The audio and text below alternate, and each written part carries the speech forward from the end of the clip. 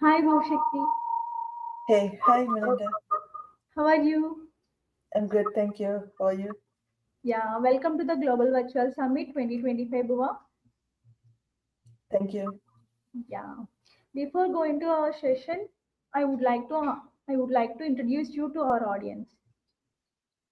Yeah. Thank you. Bhuvshakti is the founder and CEO of 𝐕𝐈𝐑𝐓𝔂, a global network of executive women and venture capital investors focused on expanding fundraising access for sustainable startups. With an MBA from Columbia University and over 30 years as a senior executive on Wall Street.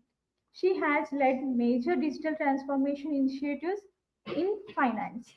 Buva played a key role in regulatory compliance and M&A during the global financial crisis and pandemic. She serves as a board director and advisor to social impact businesses and is a keynote speaker on economic inclusion and climatic fintech. She also holds leadership roles with the World Business Angels Investment Forum and Women in AA. That was a great bio, Bhuva, and Thank stage you, is all Melinda. yours. All right.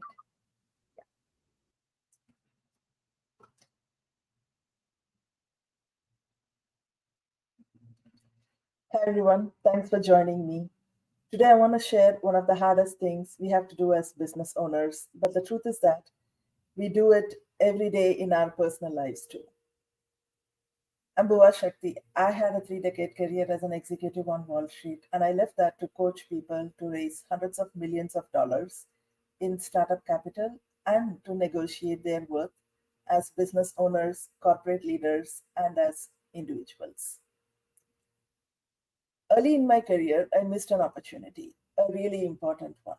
It's the same opportunity that I've seen business owners miss out on so many times. And as a business owner myself, now I've missed out on it too. It wasn't just this one time that I've come up against this thing in many times in my career, and that's negotiation. We often think about negotiation when it comes to our salary or the pricing of our services, but negotiation can be beyond just money. It's about asking for what you deserve, like my weekend off, asserting your value, and creating a win for everyone in the conversation. But we all hate to do it, right? And that's why I was not going to ask just before he had the chance to. As business owners, we do it too. We don't negotiate because we are afraid of the client walking away or how we'll be perceived for daring to make an outrageous ask, even when we know we deserve it and even when we know we are worth it. Many business owners skip negotiation because they feel they don't have the leverage. When you need a deal to close fast, urgency becomes the enemy of strategy. But it's easy to assume that the other party holds all the power. Walking in with that mindset means you're already negotiating from a disadvantage. In reality, leverage often comes from clarity, preparation, and understanding what both sides actually need, not just who has more money or time. A few months ago, I was in a conversation with a company that wanted to bring me on as a fractional product and operations advisor. They were early stage, highly promising, but like many startups, cash strapped. They came in offering half the price, and we had a decision to make. Now, that's where most people get stuck. You either walk away or you fold. But I believe in negotiating from a place of clarity and value, not desperation. I wasn't just going to drop my rate without negotiating, and that would have led me to feeling resentful. And I'd be on the hook for providing 10K worth of value at half the price. I also wanted to build a long term relationship. Let's also talk about charge what you're worth trap. There's a lot of conventional advice floating around for business owners. Double your rates, charge what you're worth, and add tax on top of it. And if you're annoying, much better, let's charge more. It sounds empowering, it's punchy, and in some cases, it is the right move. But here's the truth: overvaluing yourself can cost your credibility beyond just money. I've seen it firsthand on both sides.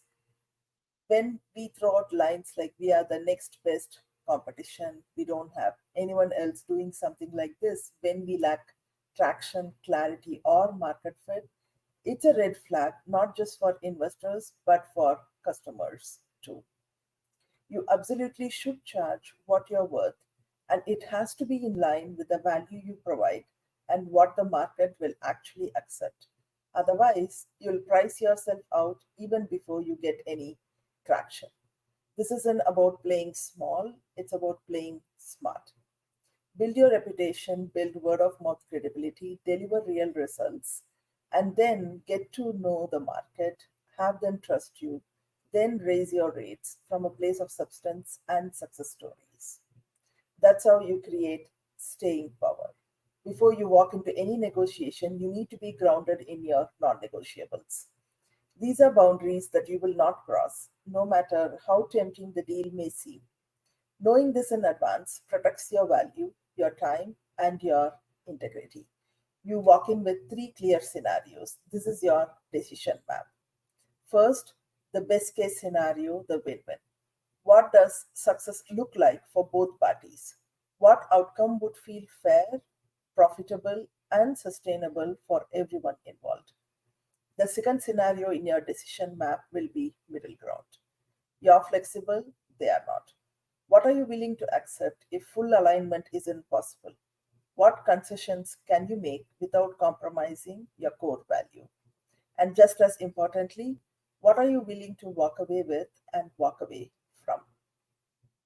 The third scenario in your decision map before you walk into a negotiation while you're trying to sort out your non negotiables is the stalemate. In this scenario, neither side compromises. If things come to a halt, what's your plan? Do you take a pause and revisit? Do you suggest a short term compromise?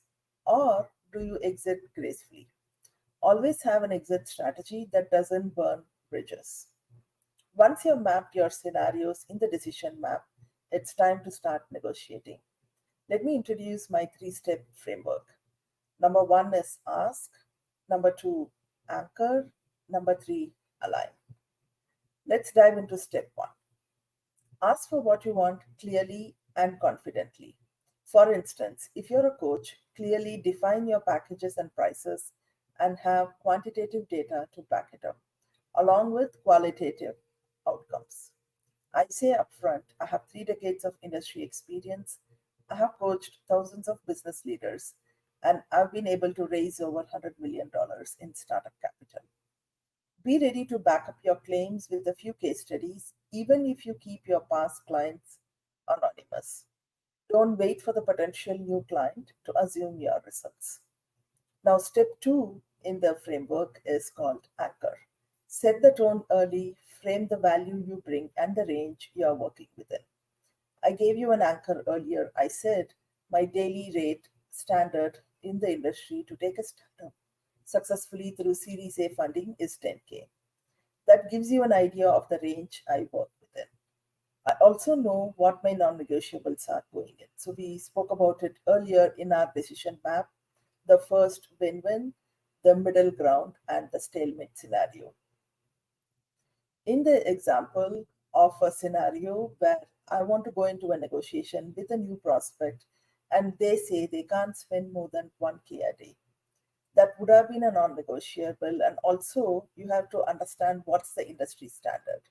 Also, noticed in a scenario where the client's non negotiable is not going to be higher than the industry standard, or maybe sometimes the client has completely misunderstood the market. In such a scenario, you move on to step three.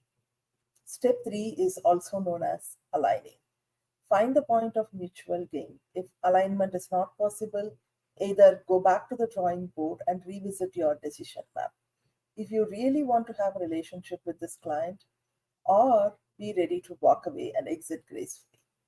Alternatively, if alignment is possible, you have two good scenarios from your decision map that you started with. Either it's a win win for both of you, or you can find a point of flexibility that you feel good about, and you both can meet in the middle. Keep in mind, when you find alignment, never belabor the process. And that's how you negotiate your worth and maintain your credibility. Let me summarize the scenarios. Number one, you try to find out what your non negotiables are before you go into a scenario. Number two, you design on your decision map. The decision map could be what's your best case win win scenario where both parties get something, the middle ground where one party is okay to flex, the other is not, and vice versa. And the last scenario is the stalemate, where both parties are unable to come to a decision. So once you have non negotiables ready, the three steps in your decision made handy, then you go into the framework. The framework starts with step one, which is ask. Number two is anchor. Number three is align. Now, alignment can be either positive or even putting a hold on the current negotiation, or even walking away if the situation is not as per the industry standard. When you're able to go prepared into a scenario without considering the urgency of the situation and without trying to make an ask, then you're able to negotiate and maintain your credibility for the long term. This also is very important when you're trying to build the relationship or when you're trying to land clients, if you're a high potential business owner, if you're trying to fundraise or scale operations. When you're able to take some of these steps in a structured framework with clarity, conviction, and strategy, then you're able to proactively manage risks and move faster, and you're able to also address fewer roadblocks. So I'll take a pause here. If you have any questions, reach me on LinkedIn, and I'm happy to share more about how we can go deep dive into applying some of these scenarios in your day to day life or even your business. Thanks, everyone. Thanks for the opportunity.